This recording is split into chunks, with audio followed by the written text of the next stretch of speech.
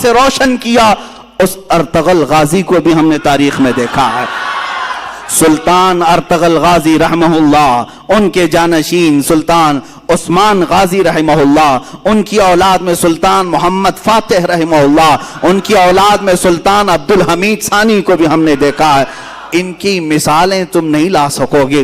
تین بر اعظموں پر انہوں نے اسلامی عدل و مساوات کا درس قائم کیا ہے، اور ایسے نہیں ہیں کہ وائٹ ہاؤس میں بیٹھ کر کے سازشیں رچ رہے ہوں، بلکہ میرے عزیزو اللہ نے ان کو تین بر اعظموں کی حکومتیں دی تھی، اس کے باوجود بھی رات کے وقت تنہائی میں جبہ پہن کر کے کسی روٹی بیچنے والے کی دکان میں کھڑے ہو جاتے اور 2 روٹیاں خرید کر لا کر اپنے گھر میں کھایا کرتے تھے۔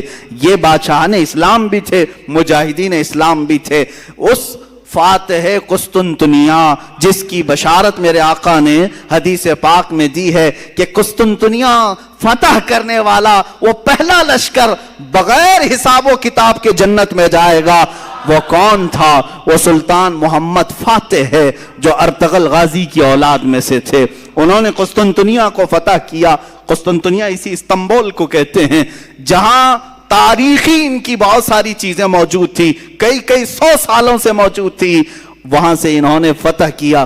ابھی آپ نے سنا ہوگا 1 سال پہلے مسجد آیا صوفیہ کا ایک بڑا مسئلہ چلا تھا، بہت لوگوں کے پیٹ میں درد ہو رہا تھا کہ رجب طیب اردگان نے اس کو مسجد میں تبدیل کر دیا، وہ میوزیم تھی۔ یہ تاریخ چھپا رہے ہیں، کوئی میوزیم نہیں تھی، یہ سلطان محمد فاتح کی فتح کی ہوئی مسجد تھی، انہوں نے خریدا تھا، چرچ تھی، سیدھے صاف کیوں نہیں بولتے؟ میوزیم تھی؟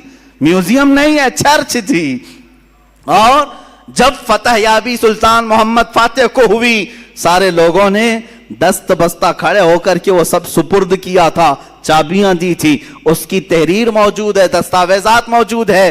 یہ تو ظالم خبیث عیاش مصطفیٰ کمال بادشاہ جو یہودیوں کی اولاد میں سے تھا، یہ سلطنت عثمانیہ کے ختم ہونے کے بعد جو یہودیوں کی طرف سے نافذ کیا ہوا کمال بادشاہ تھا، اس نے اس مسجد کو میوزیم میں تبدیل کر دیا تھا سن 1935 سے لے کر اب تک۔ ہاں یہ اور بات ہے کہ چاہے تم اپنے طاقت اور نشے میں کسی مسجد کو بدل بھی دو، انشاءاللہ رب تعالی وقت آئے گا پھر کسی نائب صلاح الدین کو ضرور پیدا کرے گا۔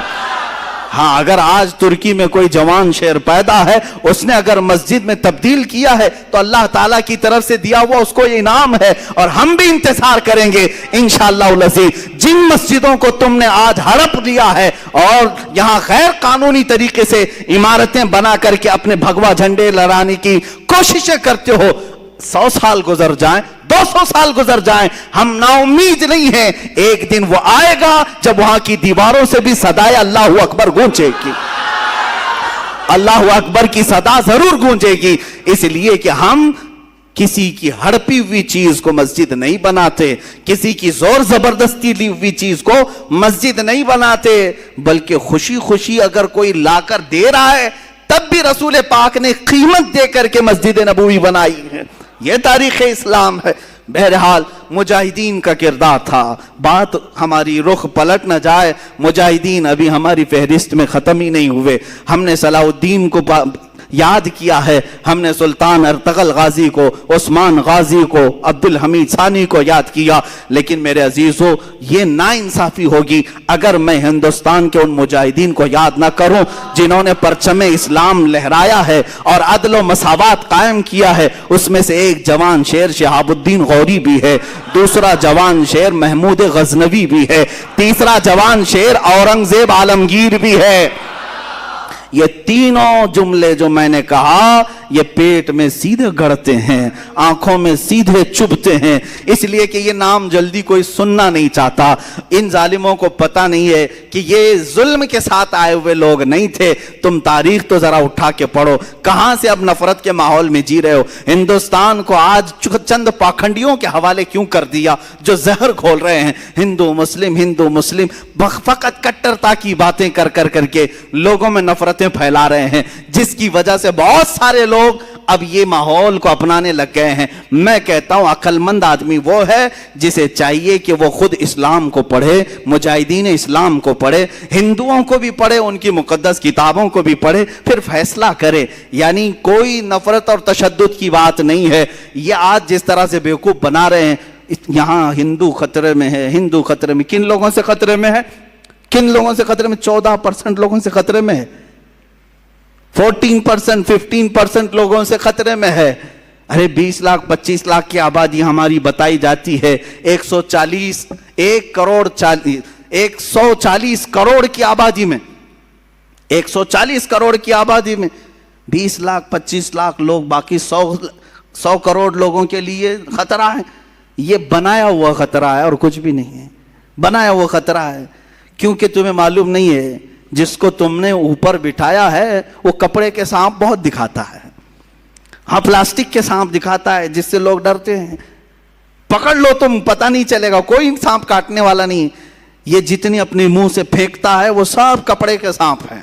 یا پھر یہ لوگ آج جو ڈرا رہے ہیں خطرہ ہے خطرہ ہے, میں ان ہندوؤں سے بھی کہوں گا جو سیکولر دماغ رکھتے ہیں, ان کی باتوں میں آ کر خواہ مخواہ بیوقوف نہ بنو. مسلمان یہاں پر کتنے 100 سالوں سے ہے, 700 سال تک جب یہاں اسلامی حکومت رہی تب ہندو خطرے میں نہیں تھے, تب مندریں سلامت رہی. کچھ ہوا مندروں کو؟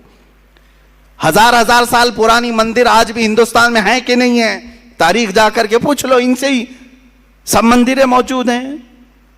جب خطرہ نہیں ہوا 700 سال حکومت میں رہنے کے بعد, اب چلو آزادی کے بعد 70 سال اور بھی گزر گئے, اس وقت بھی خطرہ نہیں تھا. یہ 2014 سے خطرہ بہت بڑھ گیا. کیوں؟ بیوقوف بنا رہے ہیں. ان لوگوں سے خطرہ بڑھ گیا. ارے وہ بھی کن لوگوں سے خطرہ بڑھا؟ جن کا تم نے مال بھی ختم کیا, ان کی کوئی معاشی حالت صحیح نہیں ہے, ان کی ایجوکیشن میں کوئی نمائندگی نہیں ہے. یہ ہماری جماعت جس کا رونا ہم خود رو رہے ہیں. یہاں تو ہمارے صحیح سے آدھار کارڈ نہیں بنے ہوئے ہیں, صحیح سے لوگوں کے پاس کھانے پینے کی چیزیں نہیں ہے. اس قوم کو لے کر اتنی بڑی قوم کو ڈرا رہے ہیں لوگ, اور وہ ڈر بھی رہے ہیں, خوف کھا بھی رہے ہیں. میں یہ صاف کہوں گا, ان لوگوں کو چاہیے کہ بیوقوف نہ بنے. یہ ڈرا کر کے اپنی سیاست کرنا چاہتے ہیں, روٹی سیکنا چاہتے ہیں. اور اگر تم ڈرتے ہو اور خوف کھاتے ہو تو پھر یہ تمہاری مرضی, کیونکہ ہم مسلمان ہیں. الحمدللہ ہم مسلمان تھے, ہیں اور رہیں گے. اورنگزیب رحمت اللہ تعالی علیہ, شہاب الدین غوری, محمود غزنوی, یہ ان مجاہدین کے نام ہیں جنہوں نے تقوی اور پرہیزگاری کے ساتھ عدل کو قائم کیا, اسلام کے نظام کو بھی قائم کیا. اخیر میں چلتے چلتے ہم اس مجاہد آزادی کو بھی سلام پیش کر لیں جو ہمارے علاقے سے آتا ہے, شہید ٹیپو سلطان رحمت اللہ تعالی علیہ. اس لیے کہ محرم میں ان کی کیوں نہ یاد کریں, کیونکہ یہ محرم شہیدوں کا مہینہ ہے. حسین اعظم کو جس طرح ہم اپنی قبر میں زندہ مانتے ہیں, اسی طرح میسور کے اس شیر کو اپنی قبر میں ہم زندہ مانتے ہیں. اور کیوں نہ زندہ مانے, وہ سب سے پہلا توپ مین ہے, وہ سب سے پہلا میزائل مین ہے, سب سے پہلے ہندوستان کو طاقت دینے والا, انگریزوں کے خلاف لڑنے والا ہے. تمہارے بھونکنے سے کچھ نہیں ہوگا. وہ کل بھی سلطان تھا, آج بھی سلطان ہے, اور اللہ نے اسے سلطان نام سے بنایا تھا, وہ صبح قیامت تک انشاءاللہ سلطان ہی رہے گا. اللہ تعالیٰ ان کے اقبال بلند فرمائے, ان کے جانشین ہماری قوم میں پیدا فرمائے. مولا ہم سب کو مجاہدین کی وراثت عطا فرمائے. ہمارے دلوں کو مولا کردار غازیان اسلام عطا فرمائے. مولا ہم سب کو بزدلی سے بچائے, بزدلوں کی صحبت سے بچائے. صحابہ تابعین اولیاء کاملین کے نقوش پاکی عمل کی اور اقتداء کی ہمیں توفیق عطا فرمائے. وآخر دعوانا الحمدللہ رب العالمین.